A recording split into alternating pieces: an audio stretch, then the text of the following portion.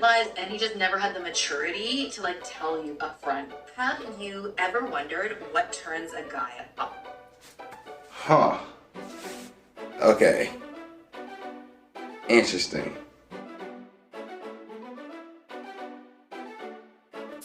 Welcome to another episode of Nerdy Dating. I'm your host, Zakka, and this is another reaction episode. So we react to a few videos from Twitter, TikTok, YouTube. So let's go and kick this one off with Lea Martinez. I probably just messed her name up. Lea Martinez, she made a post about gatekeeping, and I think it's a good one to talk about, especially when it comes to dating, especially in nerdy dating. So about nerdy gatekeeping and gatekeeping, I'm just like, yeah, no, we need to talk about this one. So here we go. The worst people in the community are like 35-year-old men who are like, oh, you like Spider-Man, name comic 342 of Spider-Verse and what Miles Morales stuff. Like, no. And I feel like the reason why I am so attracted to nerdy people is because they relate to the same things I relate to, and their comfort characters are the same things that I love. However, I am discouraged by nerdy men because the reason why you guys complain you don't have a nerdy girlfriend is because you constantly make girls prove to you that we're as equal or love them as much, and that's just not cool, okay? The worst people in the community are like 35-year-old men.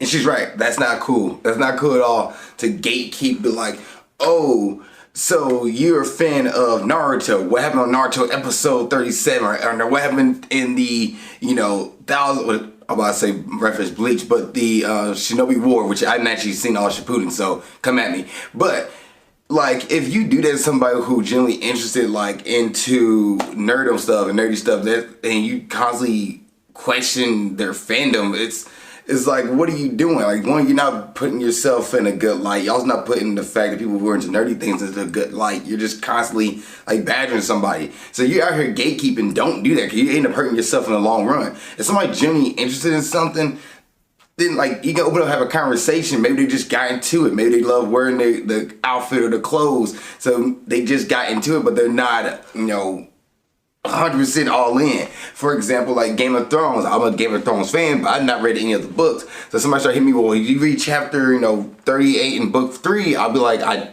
don't even know there's a chapter 38, but if you read the chapter, like, I don't know anything about that. But for somebody to be like, well, then you're not a true fan if you haven't done this.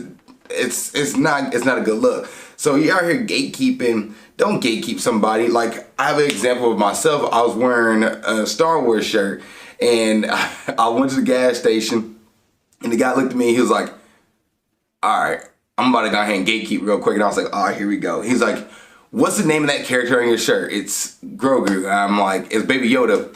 And I'm looking at him, I was like, really? Grogu. He's like, all right, gotta make sure, man. People out here wearing this Baby Yoda on their shirt don't even know what his real name is. I'm like, yeah, a lot of people like Baby Yoda. They think it's a cute character.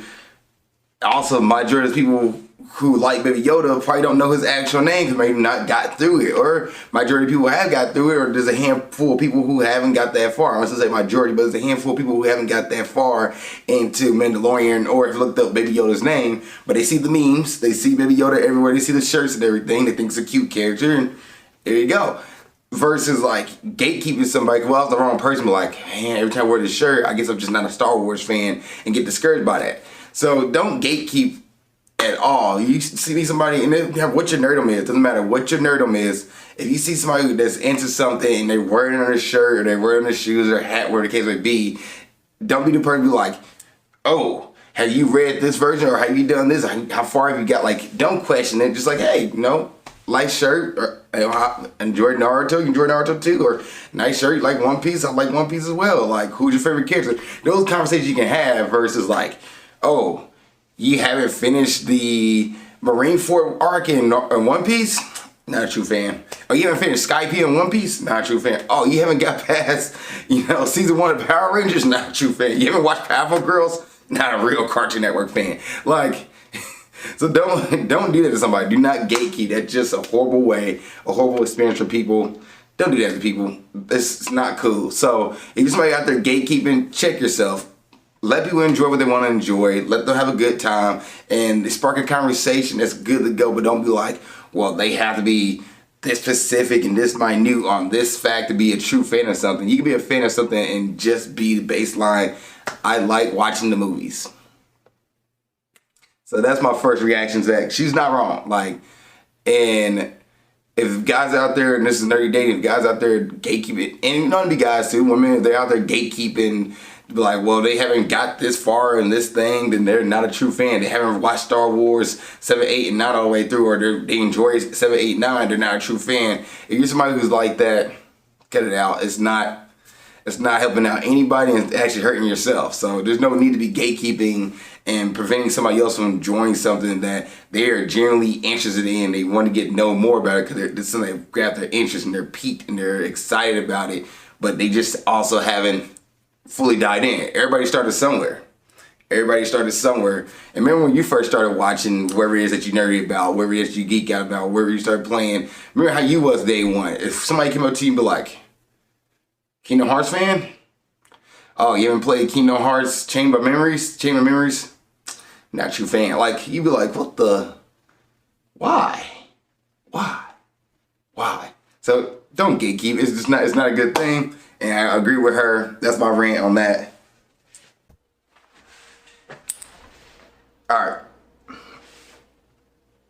Alright, we got that reaction video here. This one's from TikTok. She says, 5 things guys find attractive. This is from Ask Kimberly. I'm curious what she said. I have not watched this video all the way through, so this is gonna be legit, like full-fledged blind react. So let's go. Ever wondered what turns a guy off? As a relationship therapist, I have literally seen hundreds of guys talk about the thing that ultimately made them run away from someone or made them not pursue them in the first place. First turnoff is showing too much interest up front. As humans, our brains are literally conditioned to believe that something is only valuable if it's hard to get. Any indication that you're not hard to get, like so for example, if you're texting him back right away all the time, treating him like a priority before he's really even had to prove himself to you, he is gonna wonder if he can go out there and get something even more coveted. Did you guys ever watch Sex and the City where Carrie Bradshaw would wear these like ridiculously flamboyant outfits? I absolutely love a good outfit, but flamboyant hair and makeup when you're getting to know somebody is actually a major turnoff. Do not go super trendy when you're getting to know somebody. Most people cannot see past an outrageous outfit, and you really need to let your personality be on full display. When you show signs that you have a potentially negative attitude or you do something that's rude, like gossip about somebody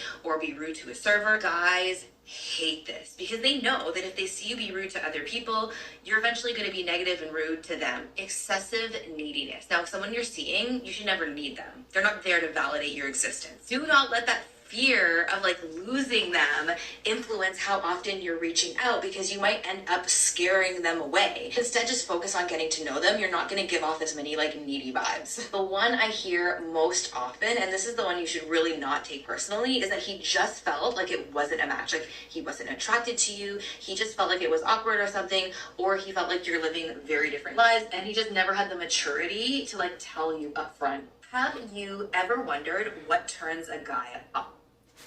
Huh. Okay. Interesting. I would love to see like the study with those guys and see like the type of guys you talk to and where they live at and what location. But I would give her 3 and 4. Now she said she's a therapist, so I'm pretty sure she her stuff. This is my reaction to it. So her stuff is probably definitely more based off data. So hopefully it is. The number 1. As a relationship therapist, I have literally seen hundreds of guys talk about the thing that ultimately made them run away from someone or made them not pursue them in the first place. First turnoff is showing too much interest up front. That one, showing too much interest up front, I don't like. That seems more like a game. It seems more like, oh, they're showing too much interest up front, they must not be doing something, versus like, maybe they just want to get to know you. That's perfectly fine. And that goes vice versa with guys and girls. Not just a guy thing, a girl thing. A guy can do that too to a girl and she'd be like, I'm out, just too much interest up front. So it's more of just seem like a petty thing that somebody be like, oh, well, she's too much, like what's too much interest to one person to be not enough interest to another person. So that one right there is kind of like, I don't know, that seems off to me, because like what one person, like, for example, to me, too much interest could be, I don't even know what that would be, like, constant texting, like, every hour on the hour, like, I don't know, like, not every hour on the hour, but, like every minute, like, or, I don't know, there's not such thing as, to me, like, too much interest, like, what would my too much interest be? Like, trying to move in, this would be an extreme exaggeration, but trying to move in on after the first date, that's like, we slow our roll there, but that's moving too fast versus too much interest. Someone can be genuinely interested in you, and that's perfectly fine. So that's an interesting one. As humans, our brains are literally conditioned to believe that something is only valuable if it's hard to get. Any indication that you're not hard to get. But that's more of a game that people play. I'm gonna be hard to get versus just be yourself. If that person connects with you, they connect with you. They don't, and move on. Don't be more like, well, I gotta play hard to get. Don't play hard to get, because then once that game is over, then after that you're just like, well, I got what I want to get, and now I'm just gonna move on through, because it's a game they're playing versus them being genuinely interested in somebody. We want somebody to be genuinely interested in you for you, not because, oh, you're hard to get and I want to accomplish this level, I want to win this game. We're talking more like video game nerdiness when it comes to dating. I want to win the game of dating, so I'm gonna do everything I can to get this person. You know, they're playing hard to get, versus if this person genuinely interested in you, let them be genuinely interested in you, and vice versa. Don't sit here and like, well, she's showing too much interest, I'm gonna pull back, or he's showing too much interest, I'm gonna pull back. No, don't be hard to get. Like, that's a game that society put in, and it's not a cool game to play. Like, so for example, if you're texting him back right away all the time, treating him like a priority before he's really even had to prove himself to you. Now, treating a person like a priority, that's before they got the chance to be like, not even worthy of your time, before they show they're genuinely interested in, committed to you as well. Now that's a thing. Now, I definitely think you should not be treating somebody like over like your friends and family before you even like establish where you guys are at and figure out what you guys are at. This is like the first 2 weeks of dating, first 3 weeks of dating, you're already like putting this person on a pedestal higher, because you should never put somebody on a pedestal higher than somebody else, like higher than your friends and family or your own value in your own life. That's where I'm like, okay, that's where the issue lies, not that they're genuinely interested in you. He is going to wonder if he can go out there and get something even more coveted. Did you guys ever watch Sex and the City, where Carrie Bradshaw would wear these like ridiculously flamboyant outfits? I absolutely love a good outfit, but flamboyant hair and makeup when you're getting to know somebody is actually a major turn off. That one depends on the person. That depends on the person. That one. See past an outrageous outfit, and you really need to let your personality be on full display. Now, get being your personality, being yourself.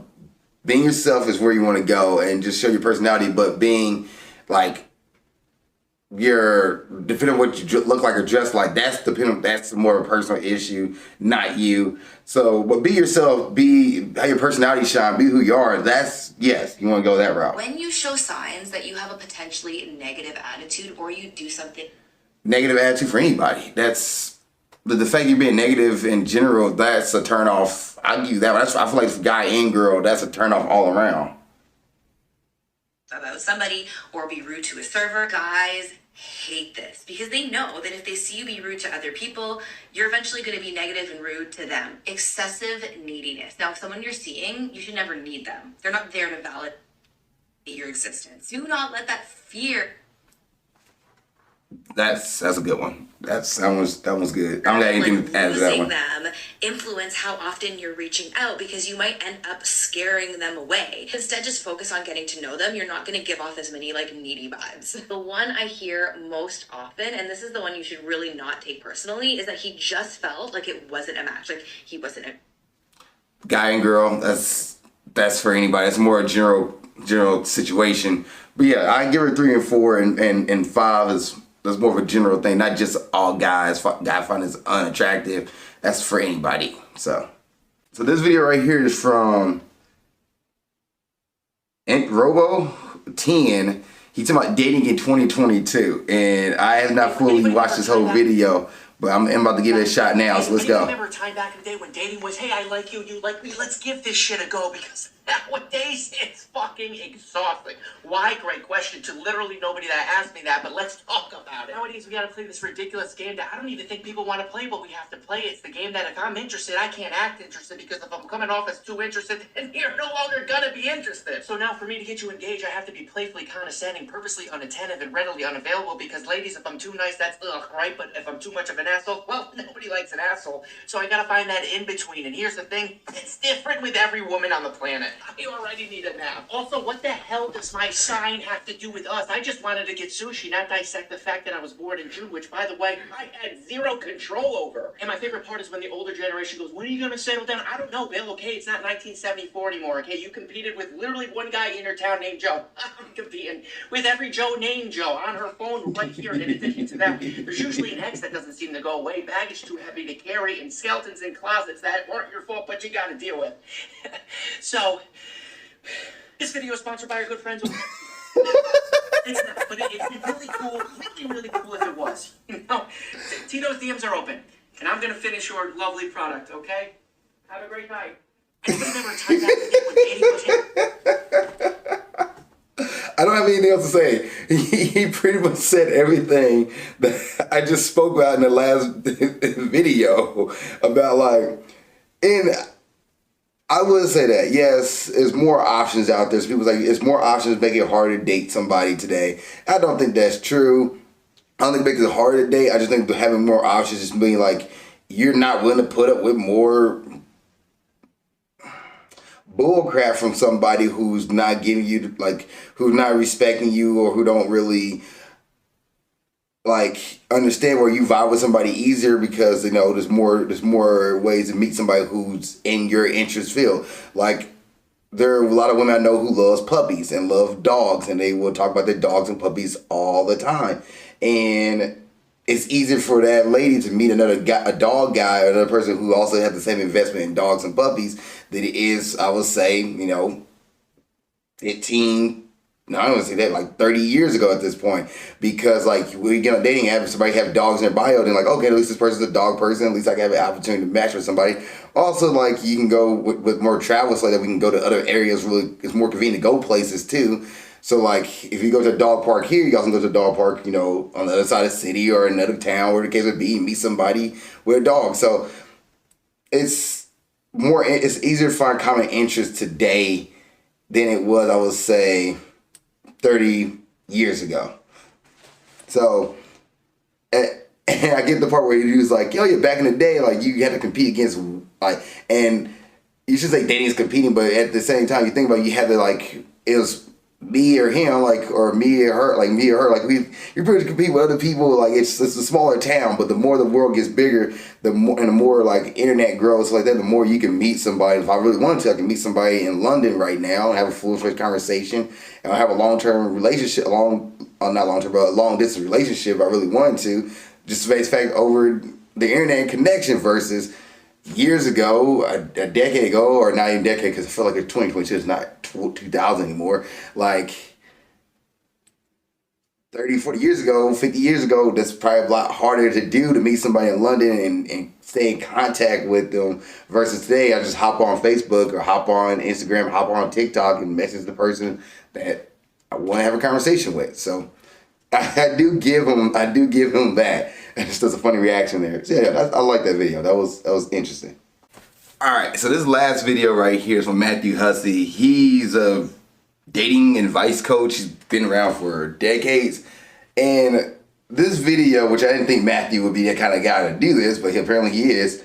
He has, this makes him want more. And then his thing is, if he pulls away, this will make him chase you. That was the title of his video. And I'm going to play the first part of it and just let you hear him let him say what he needs to say. I'm going to read you a question that was asked to me from one of my Love Life Club members. And there was a part of this question that I immediately called bullshit. I want you to see if you pick up on what part that was. And I will tell you, and you can see if you were right. I travel a lot. And there's this guy I started seeing a month and a half ago. Because of our travel schedules, we've only seen each other every couple of weeks with texting in between. When you have an intense schedule, how do you continue to deepen a relationship? With this guy, it feels like there will be these moments of momentum, then things stop. How do you keep it going? Okay, which part did you say was BS? The part... I want to play the game and answer this question here. I think the part where I consider bullcrap would be where she's like, this moment of momentum, then it stopped. Like the dude just stops all of a sudden, and then like she's like, how do you keep it going? Because she's saying how do you deepen a relationship when, you know, distance, wherever her question was, I think long distance. See here. Show me, I'm not really paying attention. What part that was. And I will tell you, and you can, if you pick up on what part that half ago. Because of our travel schedules, we've only seen each other every couple of weeks with texting in between. When you have an intense schedule, how do you... Oh, when do you have an intense schedule, how do you deepen a relationship? And that part right there, she's like, we have an intense schedule, how do you deepen a relationship?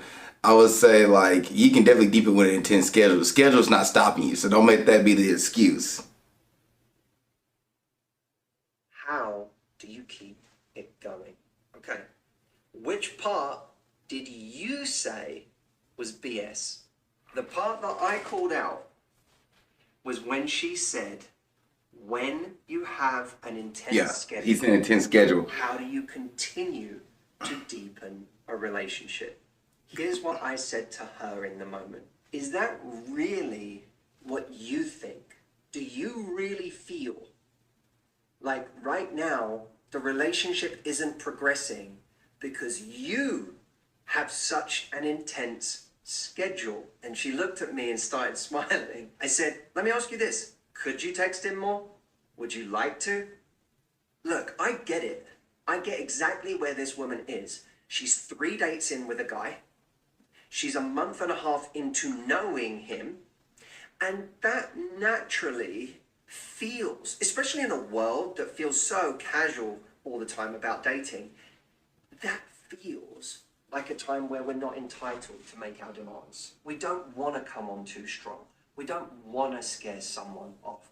And so we feel like we're in this no man's land of not being able to demand anything, but at the same time, knowing that we want more. So what do we do in that moment? Is this a time to lay down your standards? Because that's something that can easily come across as too aggressive. Why is this person yelling at me? We've only known each other in a month and a half. And we're both busy and we have a lot going on. What is this? We're afraid of creating that reaction. So this isn't a time for laying down the law. He's been so disrespectful. But we also want to communicate something of our intentions.